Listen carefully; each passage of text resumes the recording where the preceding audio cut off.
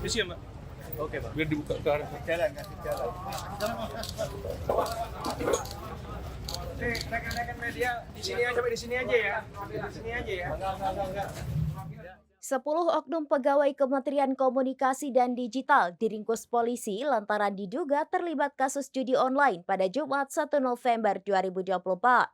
Dikatakan 10 oknum pegawai hingga staf ahli Komdigi ini menyalahgunakan wewenang dengan memelihara lebih dari 1.000 situs judi online.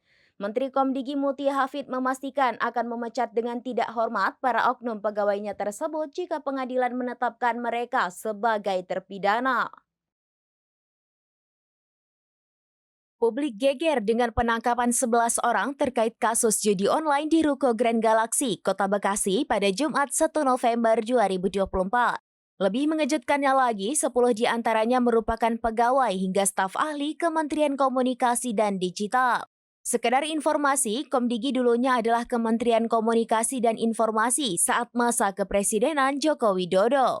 Adapun penangkapan 10 oknum pegawai Komdigi dan 1 warga sipil ini diungkap oleh Kabid Humas Polda Metro Jaya, Kombes Ade Arisham, dalam keterangan pers kepada awak media. Kombes Ade mengungkap para pegawai Komdigi tersebut memiliki kewenangan untuk mengecek hingga memblokir website judi online. Namun kewenangan itu disalahgunakan, bahkan ada indikasi gratifikasi yang diterima oknum pegawai Komdigi dari bandar judol yang websitenya tidak mereka blokir. Secara terpisah, Menteri Komunikasi dan Digital, Mutia Hafid memastikan pihaknya bakal menindak tegas pegawai yang terlibat praktik perjudian online.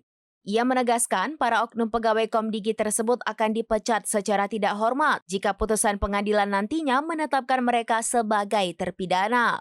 Pernyataan itu disampaikan Mutia di Istana Kepresidenan pada Jumat 2 November 2024. Menkomdigi Mutia juga mendukung aparat penegak hukum untuk mengusut tuntas kasus judi online yang ada di kementeriannya. Tentu kita update mengenai ditangkapnya beberapa karyawan dari Kemkomdigi. Jadi ini sebetulnya awal yang juga mengejutkan bagi saya sebagai Menteri Komunikasi dan Digital, namun harus dihadapi dan juga harus didukung tentunya. Kita amat mendukung dan sekali lagi membuka pintu kepada kepolisian untuk melakukan jika diperlukan pengembangan penyidikan ke dalam, termasuk kalau memang harus masuk ke kantor kami di Komdigi. Bagi kami ini baik, sekali lagi sebagai upaya bersih-bersih agar kantor kami juga bisa menjalankan tugas dan fungsi yang diamanahkan Presiden dengan baik. Jadi tadi Presiden menyampaikan bahwa langkah-langkah sudah betul diteruskan. Kita saat ini kan melakukan sterilisasi di lantai-lantai yang terkait. Kemudian juga kita sudah mengeluarkan instruksi menteri agar semua pejabat maupun PNS di lingkungan Kemkomdigi bekerja membantu polisi untuk kemudian menemukan kalau memang masih ada anggota-anggota lain dari Kemkomdigi yang juga akan dilakukan pengembangan penyidikan begitu.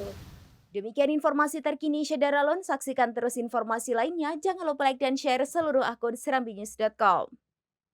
Download Tribun X sekarang, menghadirkan lokal menjadi Indonesia.